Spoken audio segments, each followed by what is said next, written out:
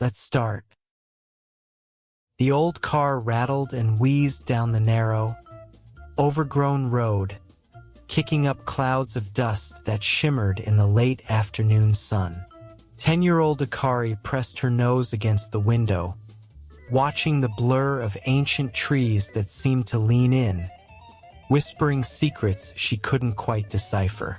Beside her, her father, Kenji, hummed along to a crackly radio tune, his hands firm on the steering wheel, while her mother, Yumi, sighed contentedly, tracing patterns on her foggy window with a gentle finger. Their new home, a small, traditional house nestled deep within what the realtor had vaguely described as the countryside, was still an hour or so away, according to Kenji's perpetually optimistic estimates. "Are we there yet?" Akari mumbled, her voice muffled by the glass. It was a standard question, one she knew would be met with the usual parental platitudes. "Almost, sweet pea," Kenji replied, his eyes twinkling in the rearview mirror. "Just a little bit further now. Think of it as an adventure, a grand exploration. An adventure with no Wi-Fi," Akari grumbled, slumping back in her seat. The move had been sudden, a response to her father's new job in a town so small it barely registered on a map. Akari missed her friends, her bustling city life, and the comforting glow of her tablet. This countryside felt less like an adventure and more like a punishment. Suddenly, the car lurched violently, bouncing over something unseen in the road. Kenji wrestled with the wheel, muttering under his breath. "What was that?" Yumi asked, startled, her hand flying to her chest.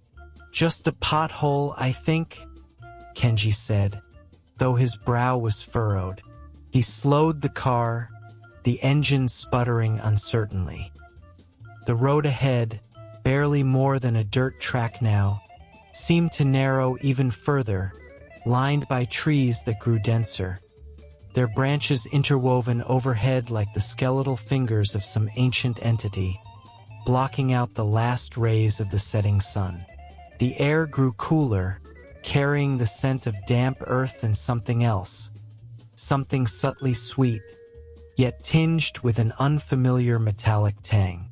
"Dad, this doesn't look like the right way," Akari said, pointing to a weathered, moss-covered torii gate looming in the distance, its vermilion paint faded to a dull, peeling rust.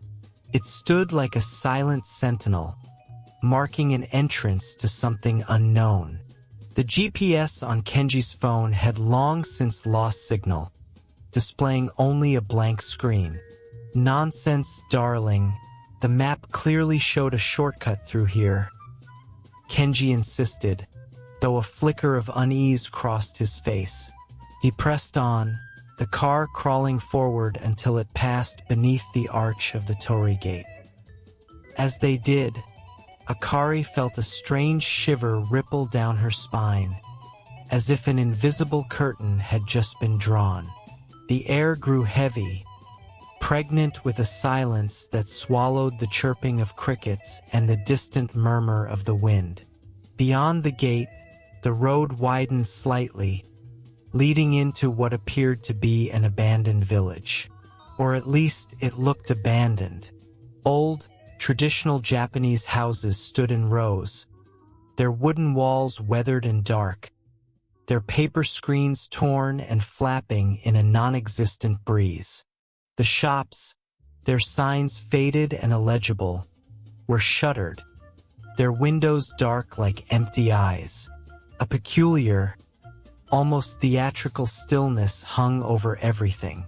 "Wow," Yumi breathed, leaning forward. "It's like a ghost town." Kenji, ever the optimist, tried to lighten the mood. "Maybe it's a historical village, a tourist attraction that's just closed for the day."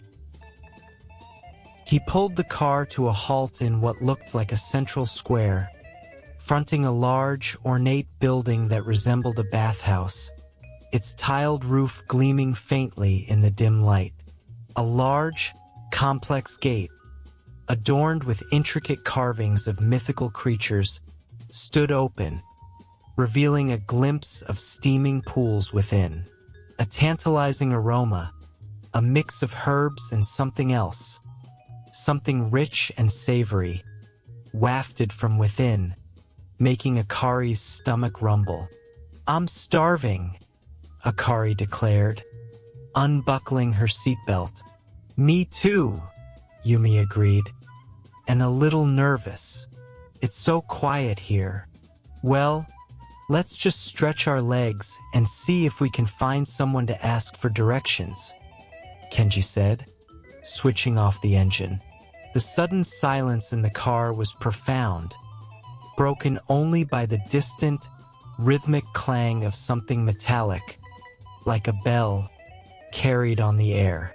As they stepped out, the ground beneath their feet felt strangely soft, almost spongy.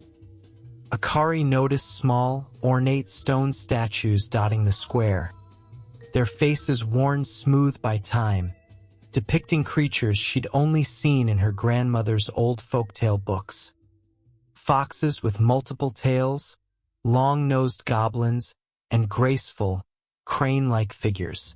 The air grew thicker, almost viscous, and the shadows deepened, stretching long and distorted from the silent buildings.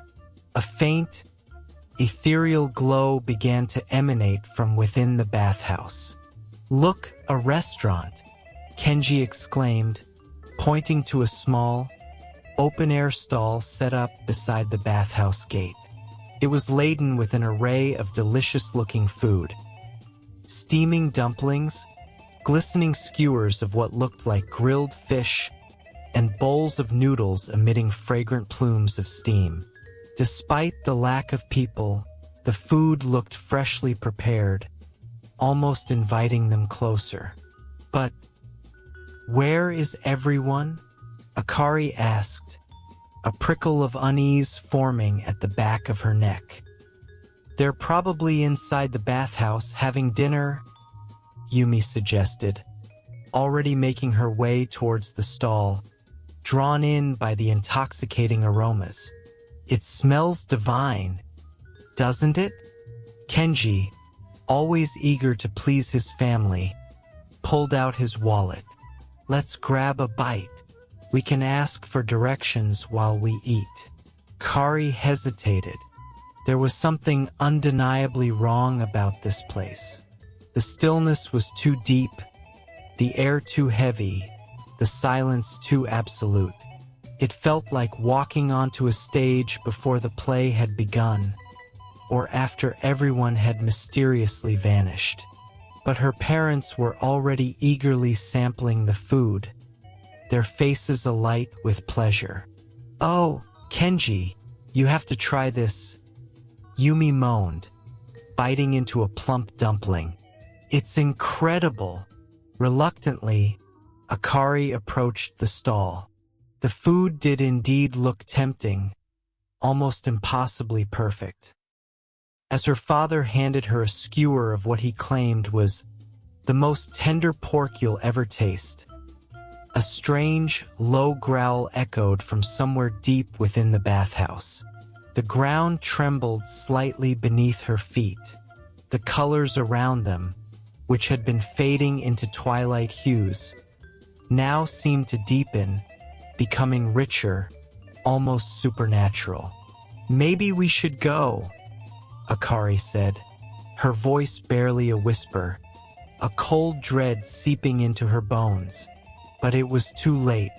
As her parents took another bite, their movements became sluggish, their eyes glazed over. Akari watched in horror as their skin began to ripple, their clothes stretch and tear. Their hands, which had been holding skewers, began to morph, fingers thickening into blunt hooves. Their faces elongated, noses becoming snouts, ears growing long and floppy.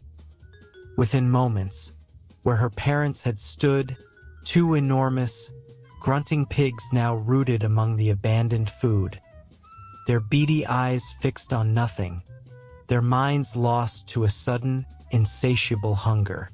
Akari screamed, a high, piercing sound that tore through the unsettling silence.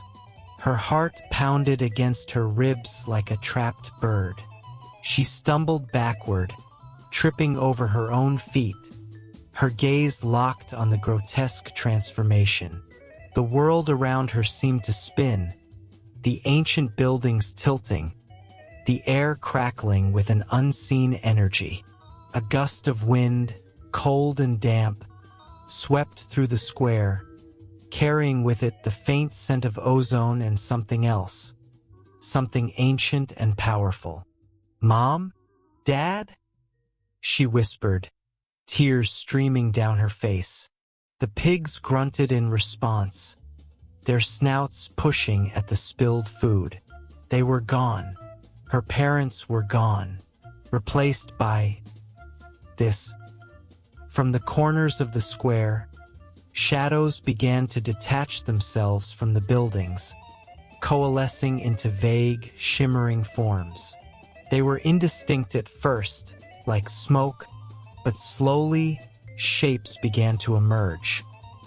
Figures with elongated limbs, figures with multiple eyes, figures with no discernible features at all, their movements fluid and unsettling.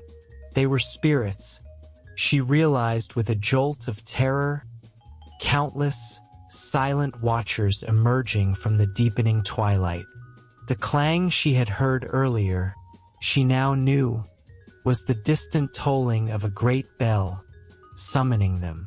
Panic clawed at her throat. She had to run.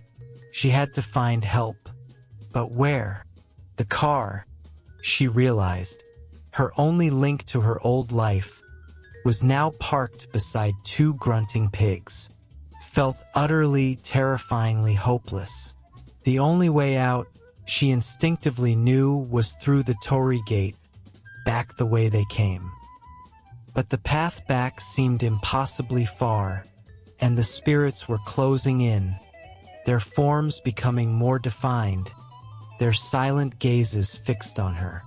The twilight deepened further, now almost indistinguishable from night, and the glowing windows of the bathhouse shone with an unnatural brilliance, beckoning her towards a different kind of unknown. Section 1. The Abode of Spirits. Akari scrambled to her feet, her legs trembling like saplings in a storm. The pigs, her parents, rooted mindlessly through the food, oblivious to her terror, oblivious to the encroaching darkness and the silent, ethereal multitude that was now undeniably present. The air around her grew colder, tinged with a strange, metallic scent, and the faint, guttural murmurs of the unseen spirits began to weave through the silence, like distant, unsettling whispers. "Mom! Dad!" she cried again, her voice cracking, but there was no recognition in their glassy, piggish eyes, just the vacant, insatiable hunger. She turned and fled, her small sneakers pounding on the soft earth of the square. Her only thought was the torii gate, the way back, the escape from this nightmare. As she ran, the landscape around her transformed. The abandoned shops burst into life, their paper screens glowing with an inner light, revealing shadowy figures moving within. The tantalizing aromas of the food stalls intensified, now joined by the sweet, heady scent of sake and strange, unfamiliar spices. The sounds of the spirit world, once faint, now swelled into a chaotic symphony. The clatter of wooden geta on stone, the murmur of unseen conversations, the distant, eerie strains of a shamisen. The village, once deserted, was now teeming with activity, though the inhabitants were not human. Akari darted past a group of frog spirits, their green skins slick and glistening, their bulbous eyes fixed on her with an unnerving curiosity. One, taller than the rest with a booming, croaking laugh, pointed a webbed finger at her, though he said nothing Akari could understand. Their laughter, a series of wet, bubbling sounds, echoed behind her.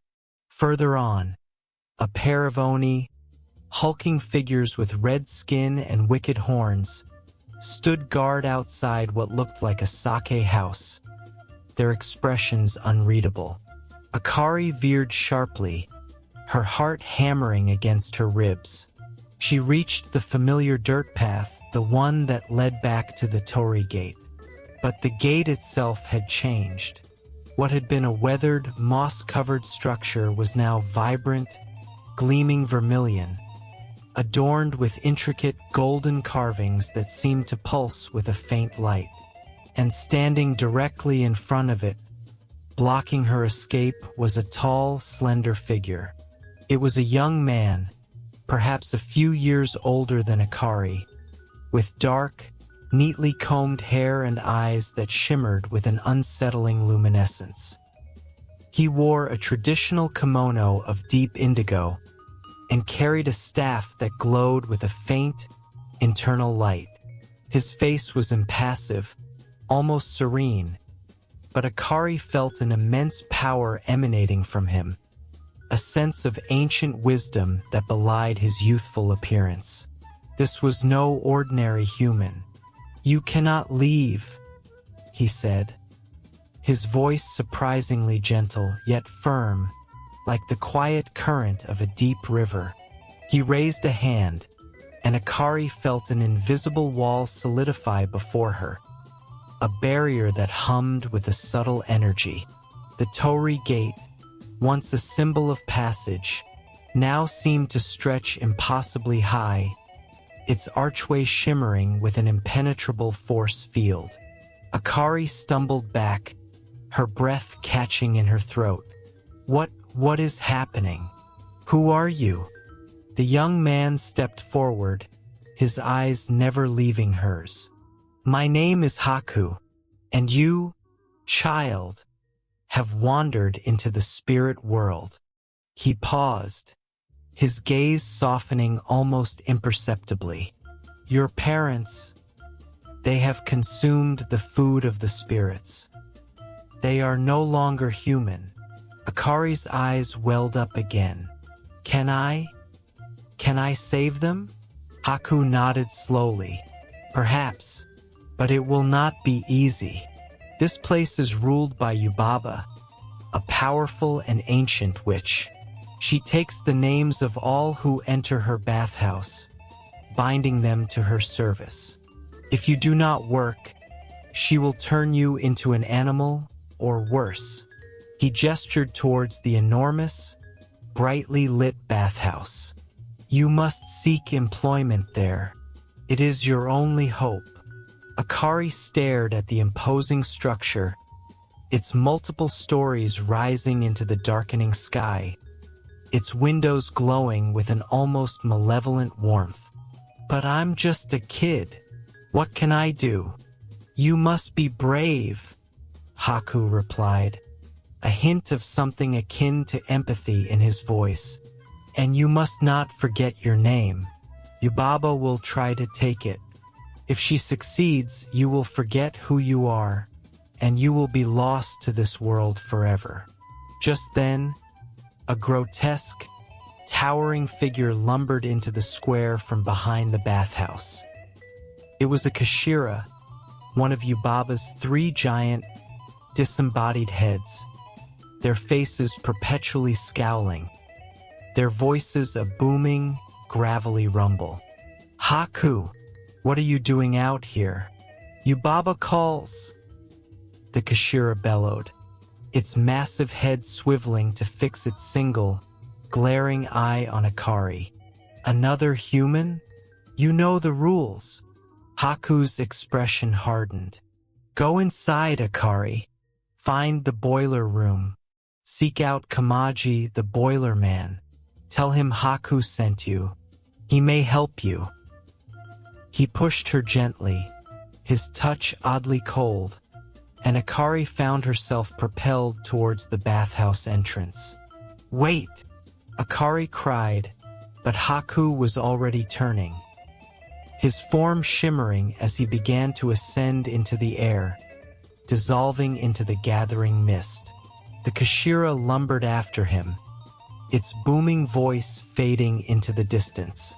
Akari was alone again, facing the overwhelming, brightly lit maw of the bathhouse.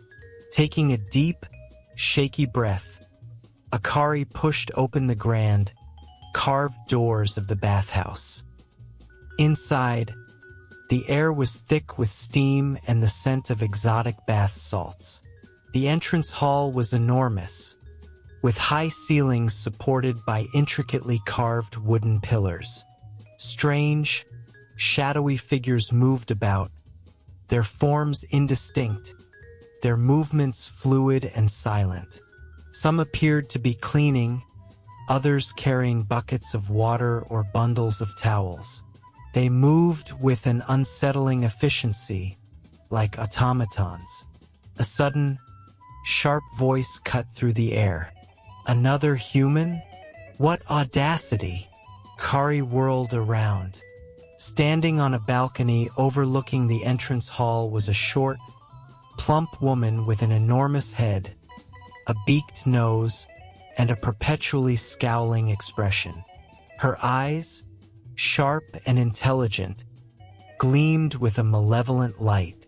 She wore an ornate kimono and held a long golden pipe, from which wisps of smoke curled.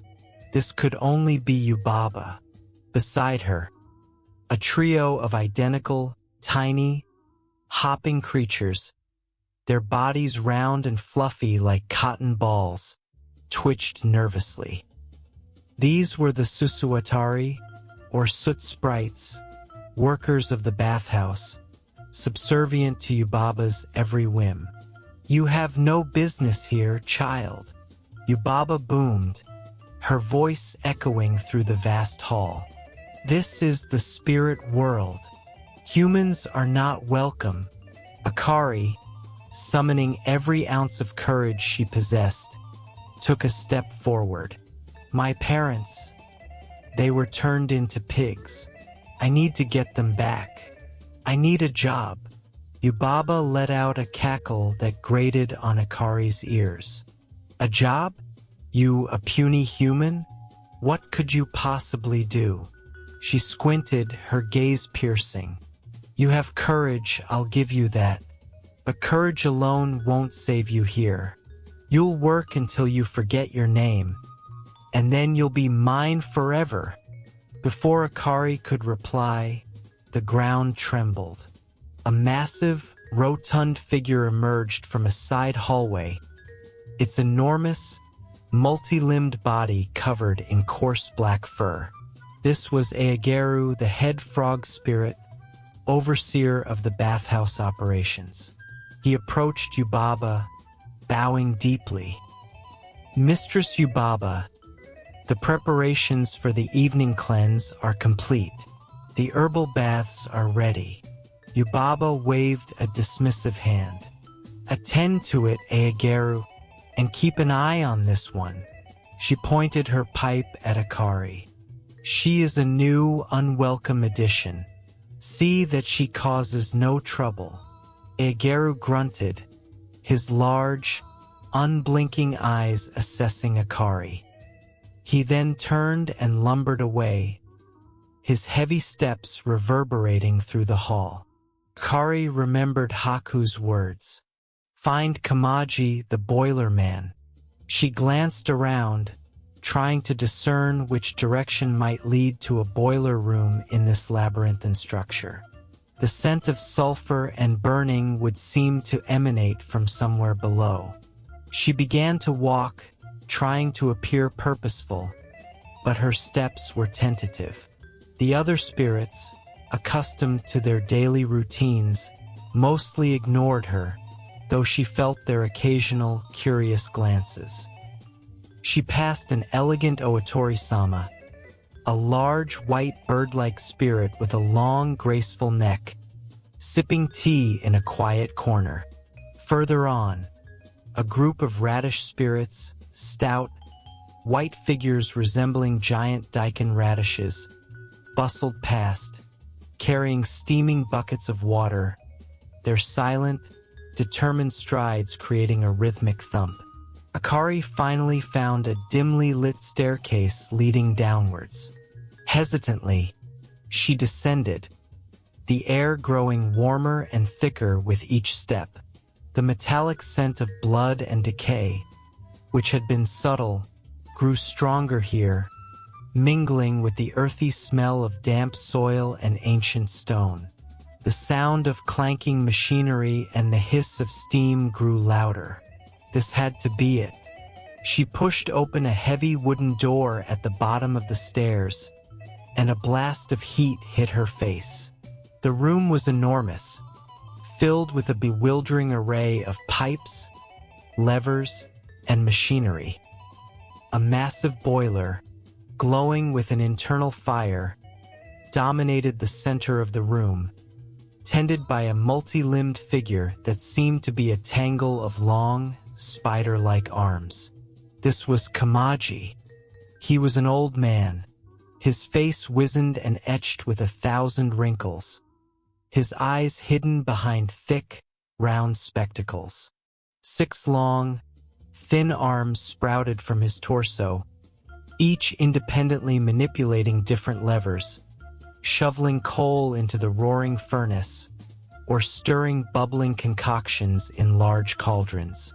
Tiny Susuwatari, the soot sprites, scampered about his feet, dragging lumps of coal many times their size, their small, squeaking voices filling the air with a faint, industrious chatter. Kamaji looked up as Akari entered, his numerous arms pausing their frantic dance for a moment. His eyes, when they finally focused on her, held a surprising depth, a flicker of ancient knowledge. "Well, well," he rasped, his voice like the grinding of old gears. "A human. What brings a little lost lamb to the belly of the beast?" Haku sent me," Akari stammered, feeling a surge of hope. "He said you could help me get a job." Kamaji grunted, his arms resuming their work with a renewed intensity, shoveling coal with astonishing speed. "Haku, that boy is always sticking his nose where it doesn't belong. A job, you say? The bathhouse has no place for humans. Unless you're willing to work harder than any spirit." He paused, one of his long arms extending to pick up a small, intricately carved wooden box. "What is your name, child?" Akari hesitated, remembering Haku's warning. "Akari," she said, enunciating each syllable clearly. Kamaji observed her for a long moment, his many eyes seemingly peering into her very soul. "Akari, is it? Pretty name. Yubaba will try to take it, you know. Make sure you don't give her the full thing. Just a part of it." He gave a dry, hacking cough. "I cannot simply give you a job. Yubaba must do that. But I can tell you this. She will try to trick you. Do not give her everything. Give her only what she absolutely requires." He motioned with one of his many hands towards a stack of old, moth-eaten uniforms. "Take one of those. You'll need to look the part, and be prepared to work hard." He then pointed to a small, hidden door behind a stack of coal. "When you are ready, go through there. It leads to the main bathing areas. Be quick and be silent. Do not attract attention." Akari nodded, a fresh wave of determination washing over her. She picked up a uniform, far too large for her small frame, and quickly changed. It was made of rough, thick fabric, but it provided a strange sense of anonymity. Taking a deep breath, she pushed open the hidden door and stepped into the bustling, steamy heart of the Spirit Bathhouse. Section 2. The Bathhouse's Embrace. Akari stepped through the concealed door, the heat and humidity of the boiler room giving way to the overwhelming steam and fragrant mists of the main bathing areas. The air was thick with the scent of various bath salts, soothing lavender, invigorating citrus, and a strange, earthy aroma she couldn't quite place. The sheer size of the bathhouse was breathtaking. Opulent, gilded pillars rose to a vaulted ceiling, painted with vibrant murals of mythical creatures bathing in celestial waters. Cascading waterfalls fed into a multitude of pools, each emanating a different color of steam, reflecting the diverse properties of the infused waters within. The bathhouse was a hive of activity. Okami-sama, the matronly, stern-faced head of the bath attendants, a tall, elegant woman with a severe topknot and impeccably starched kimono, bustled through the crowd, her piercing gaze missing nothing. She barked orders at a flurry of frog spirits and Yuna, female bath attendants, their movements graceful despite their unusual appearances. Some were short and round with multiple eyes, others tall and slender with shimmering, scale-like skin. All wore crisp, clean uniforms, their faces focused on their tasks. Akari quickly realized that she stood out like a sore thumb. Her uniform was ill-fitting, and her movements were hesitant.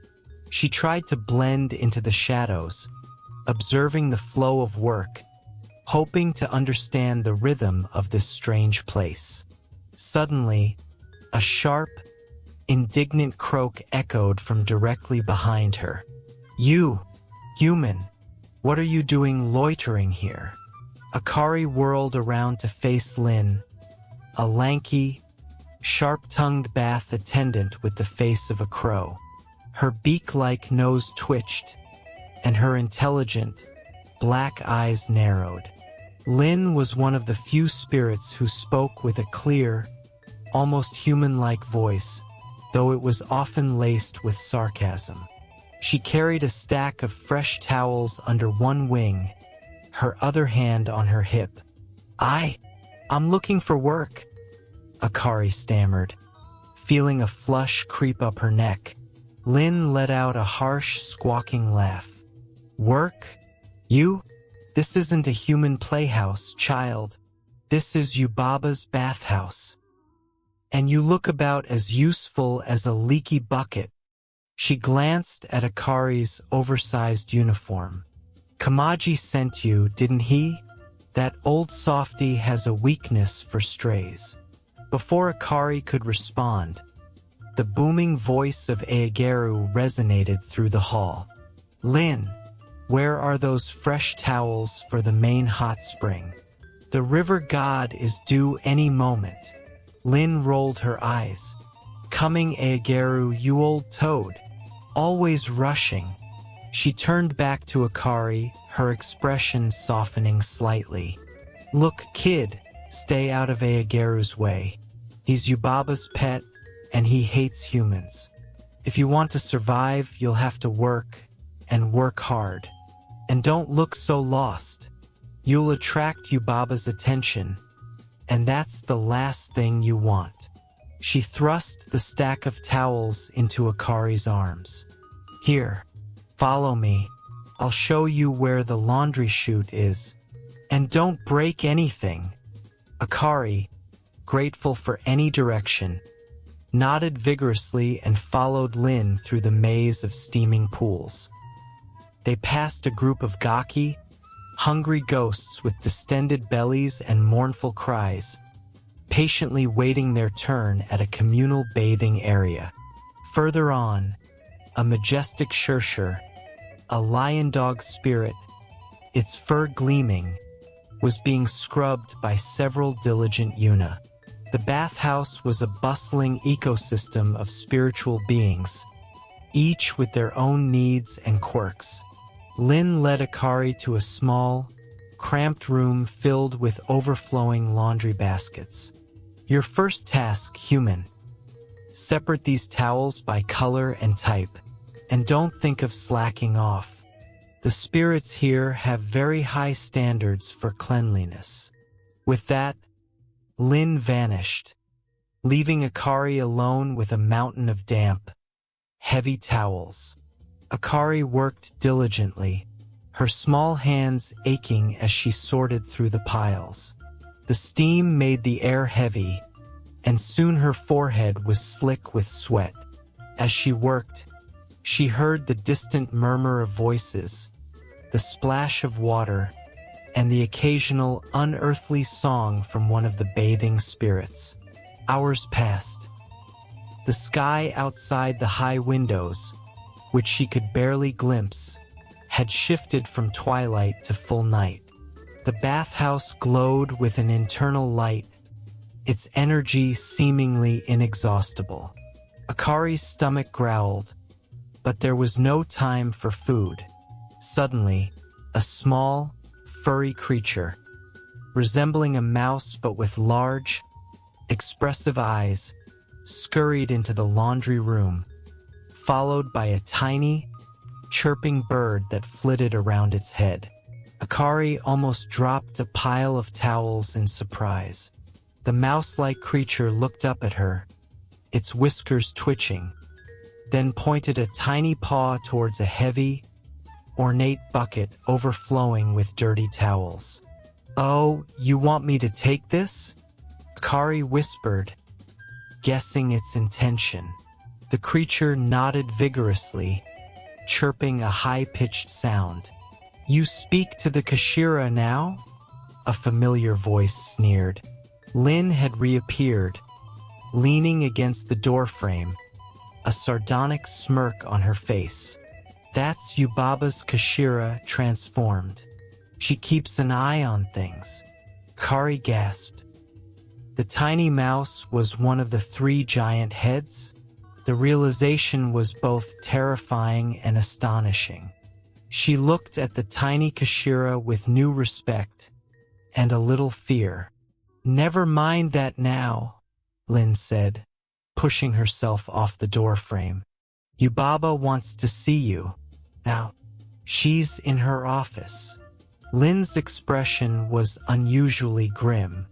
"Be careful, human. This is where she tries to steal your name."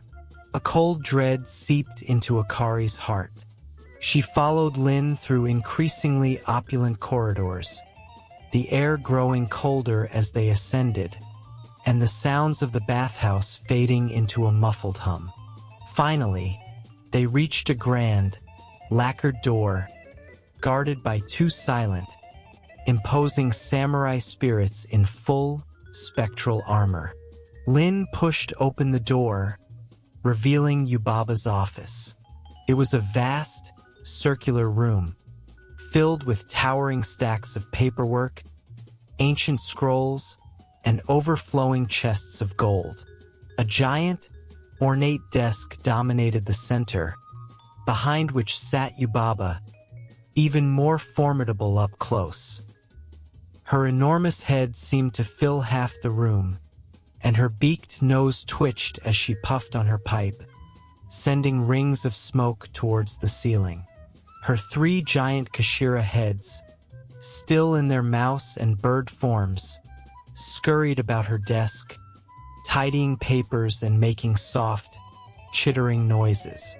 "So, the little human has finally decided to show herself," Yubaba boomed, her voice resonating through the room.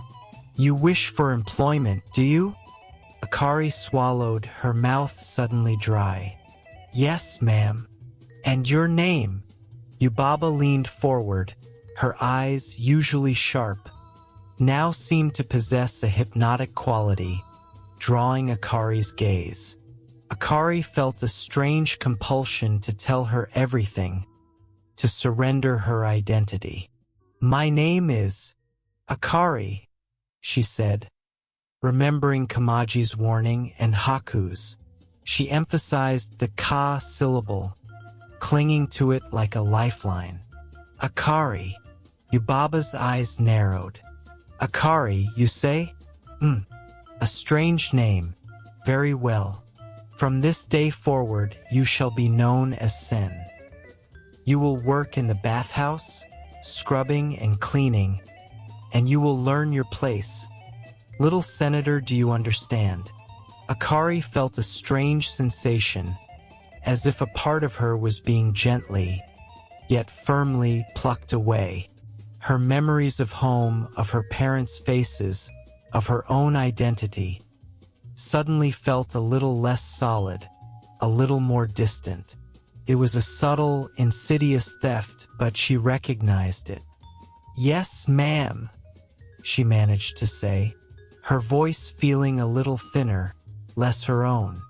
"Good," Yubaba said, a smug smile spreading across her wide face. "Now, get out of my sight. Senator, you have work to do." She waved a dismissive hand, and the samurai spirits opened the door, ushering Akari out.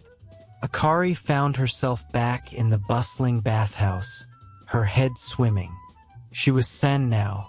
The name Akari felt like a whisper, almost a forgotten dream. She clutched at the fading memory, determined not to lose it completely. Lin was waiting for her, her face unreadable. "Sen, huh? Well, at least you kept part of it. Some don't even manage that." She tossed a small, ornate key to Akari. "This is for your room. It's in the servants' quarters on the 5th floor. And don't be late for your first shift tonight. Okami-sama doesn't tolerate tardiness." Akari nodded numbly, taking the key. Her new life as Sen, the bathhouse attendant, had officially begun.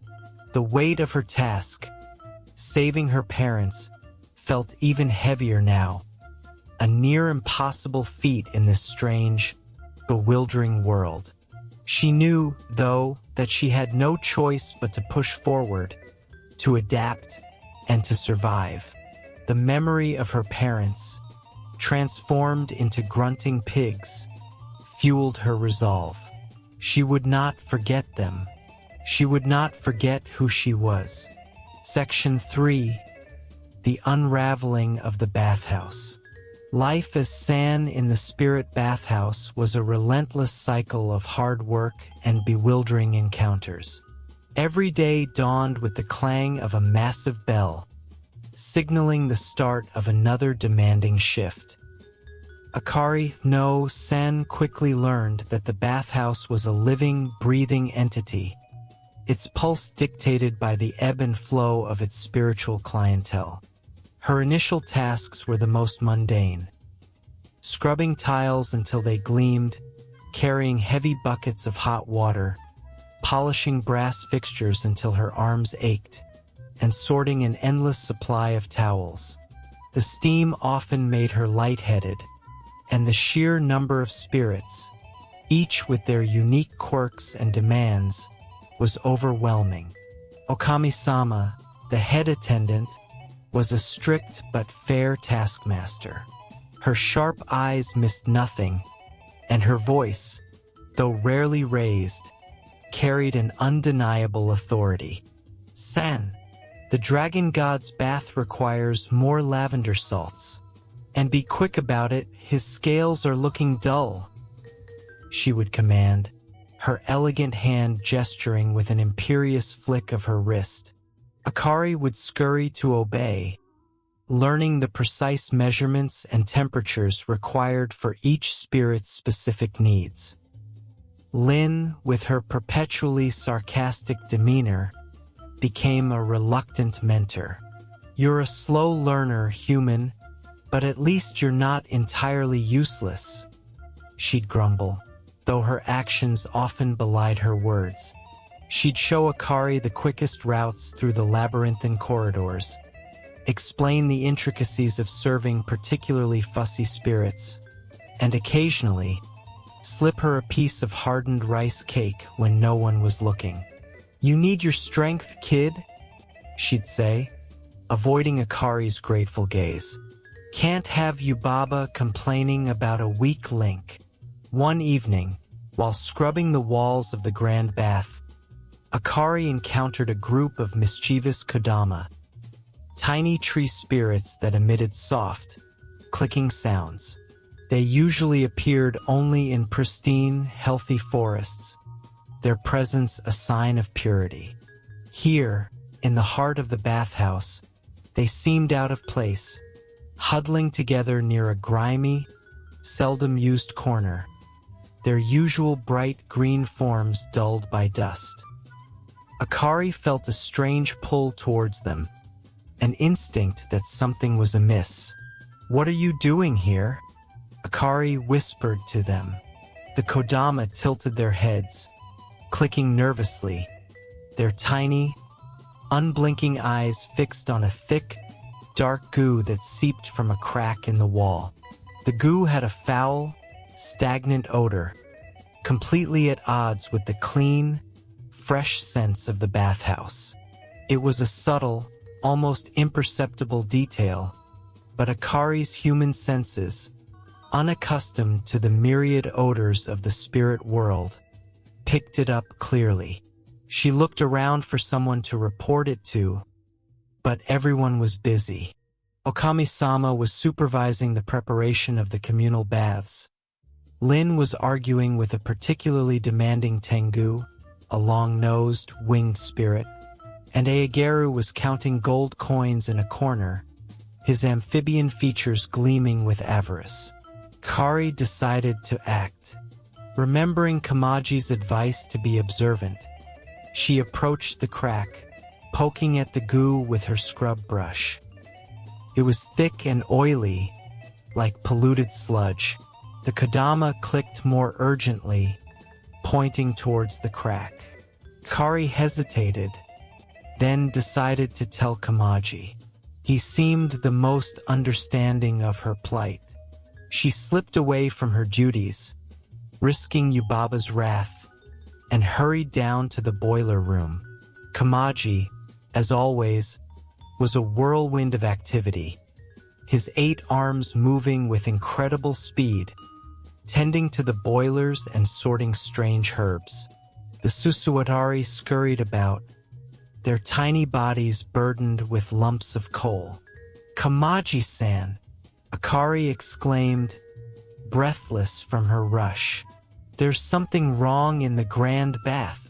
A strange, foul-smelling goo is seeping from the wall, and the kodama are gathering around it." Kamaji paused, a rare stillness in his many limbs.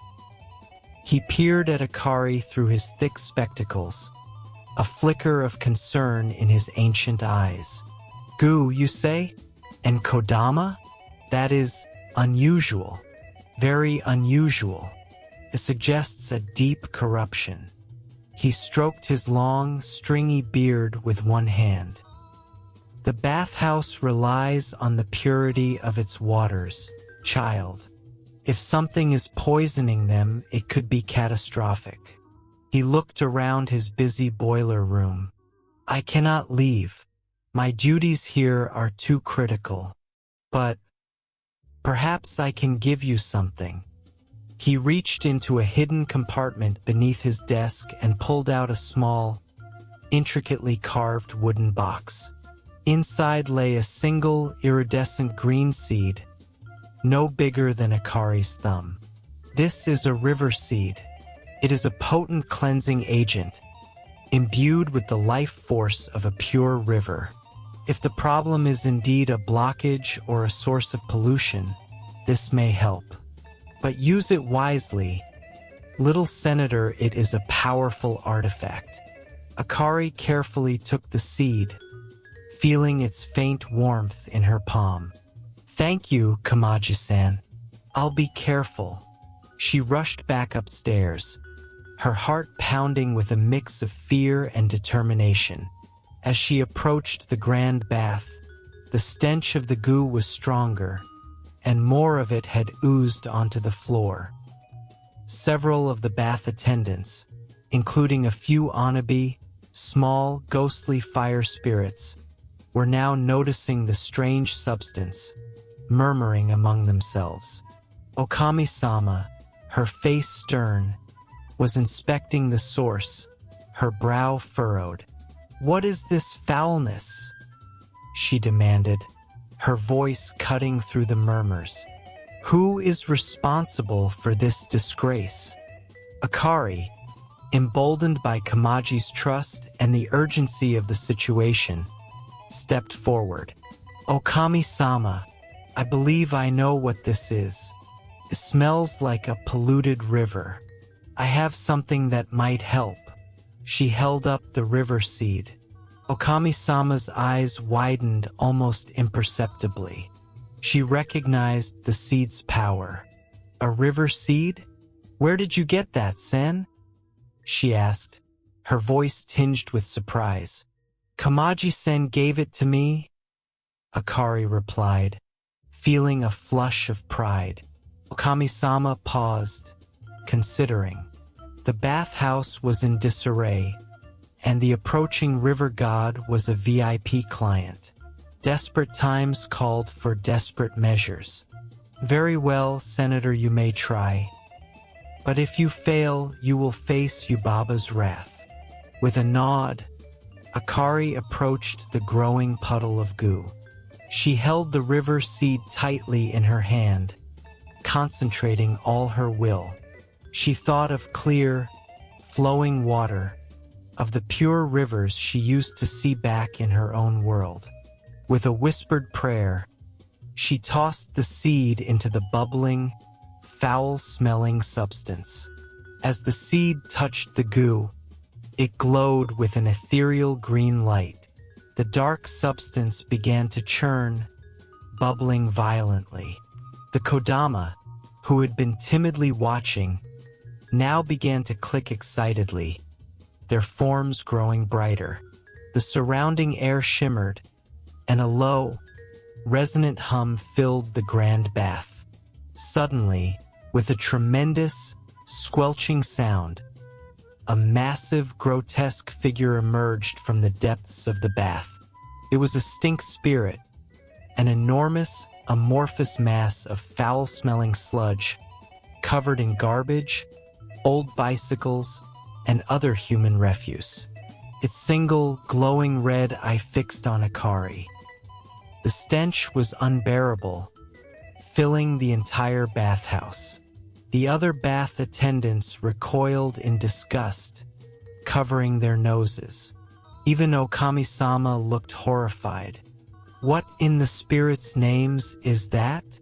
Ageru shrieked, his voice filled with panic, as he scrambled away from the monstrous entity.